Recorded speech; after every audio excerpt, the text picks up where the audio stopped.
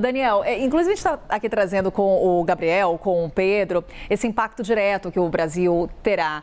E aí há algumas empresas que a gente consegue nominar, inclusive você já trazia na sua primeira análise exatamente esse ponto, algumas empresas que serão também impactadas diretamente caso de fato essas tarifas sejam implementadas. Já tem cálculo sendo feito por parte dessas companhias? Carol, ontem eu conversava assim com representantes da indústria siderúrgica brasileira e o pessoal ainda está fazendo esses primeiros cálculos, não está querendo emitir nenhuma resposta oficial, mas 3 empresas de fato são mais diretamente afetadas por essa barreira se ela de fato surgir. Como eu mencionava anteriormente, a ArcelorMittal, instalada no Ceará, em Pecém, a Companhia Siderúrgica Nacional e a Ternium, que assumiu no passado recente a Companhia Siderúrgica do Atlântico, no Rio de Janeiro. Qual que é uma potencial via de negociação diplomática? E isso funcionou em 2008, 2019, governo do ex-presidente Jair Bolsonaro, que tinha um contato mais próximo com a administração Donald Trump. Essa potencial via de negociação é dizer basicamente o seguinte: menos aço brasileiro exportado para os Estados Unidos também significa menos importações brasileiras dos Estados Unidos. Por quê? Porque a indústria siderúrgica nacional, inclusive essas empresas que produzem laminados planos de aço, que é o que mais se exporta para os Estados Unidos, todas elas compram carvão dos Estados Unidos. Carvão é um insumo importantíssimo para a indústria siderúrgica, porque é basicamente o que aquece aqueles altofornos das siderúrgicas, que são uma instalação crucial para a produção de aço.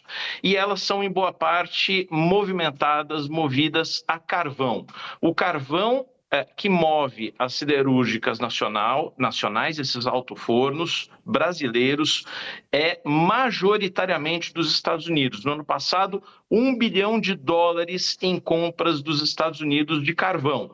Portanto, o argumento é: menos aço brasileiro exportado para os Estados Unidos significa também menos carvão americano exportado para o Brasil. E vai por aí um pouco a tentativa de negociação.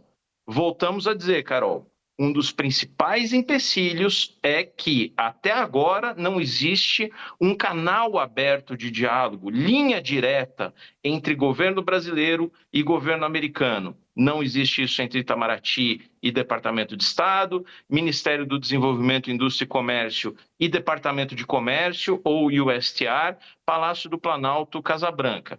A turma ontem aqui em Brasília, autoridades do governo Lula diziam: quem sabe agora, quem sabe justamente por esse episódio, não se verifica uma possibilidade de um estreitamento, de sentarem todos à mesa de negociação. Vamos ver se isso acontece, porque a gente sabe que Trump tem uma mentalidade muito transacional, não parece encarar o Brasil como um grande aliado na região, longe disso, mas chegar a bons acordos é uma lógica, é um mantra de Trump e de seu governo, e aí os Estados Unidos poderiam sim sentar à mesa com o Brasil para essa negociação, pelo menos é o que espera agora o governo brasileiro. Carol.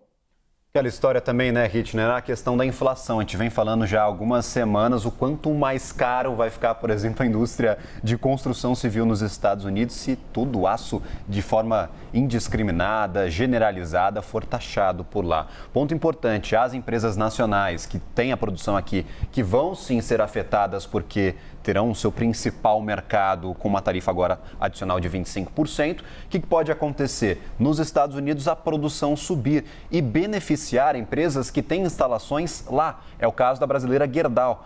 Praticamente ali metade das instalações da Gerdau está lá nos Estados Unidos. Já deu uma declaração o CEO da empresa dizendo que está confiante, está até...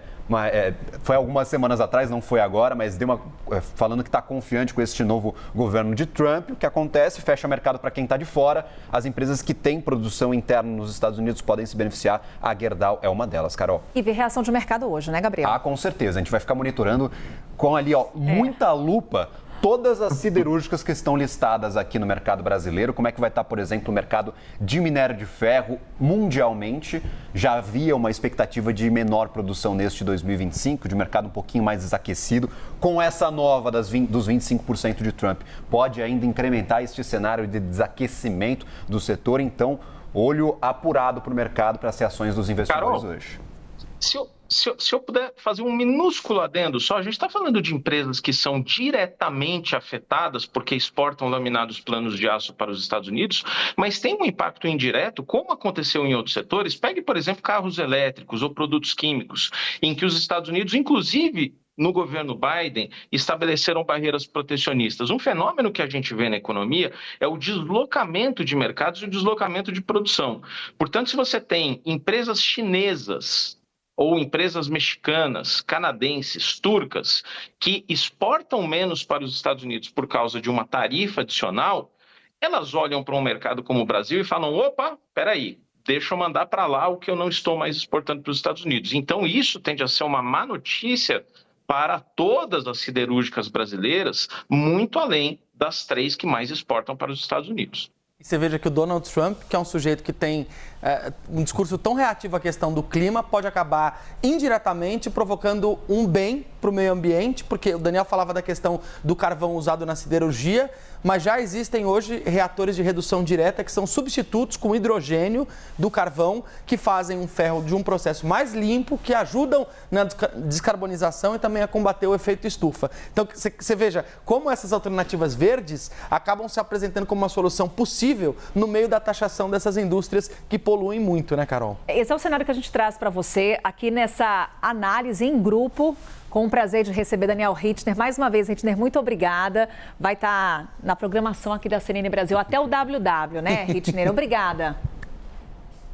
Obrigado, que prazer estar aqui no Novo Dia. Agora eu vou para o Japão, que é o meu outro fuso horário do WW. Exatamente, muito bom te rever, Rittner.